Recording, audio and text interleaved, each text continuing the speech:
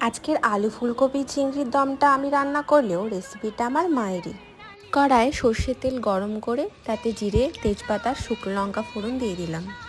আলু আর ফুলকপিগুলোকে পরপর ভেজে নিলাম। ফুলকপিটা আগে থেকেই ভাপানো ছিল। কড়াই সামান্য তেল দিয়ে তাতে চিংড়ি মাছগুলোকে হালকা ভেজে নিলাম নুন আর হলুদ দিয়ে। কড়ায় সামান্য তেল দিয়ে তাতে পেঁয়াজটাকে একটু নরম করে নিয়ে আলু ফুলকপিগুলো দিয়ে দিলাম। এবার কুচনো টমেটো দিয়ে এটাকে ভালোভাবে কষিয়ে নিয়ে এর মধ্যে আগে থেকেই হলুদ, লঙ্কা, নুনের একটা পেস্ট বানানো ছিল সেটা দিয়ে দিলাম। এবার ভালোভাবে কষিয়ে দুটো কাঁচা লঙ্কা দিয়ে এটার মধ্যে জল ঢেলে দিলাম। মিডিয়াম আঁচে আলু আর ফুলকপিগুলো সিদ্ধ হয়ে এলে তাতে আগে থেকেই ভেজে রাখা চিংড়ি মাছগুলোকে দিয়ে দিলাম।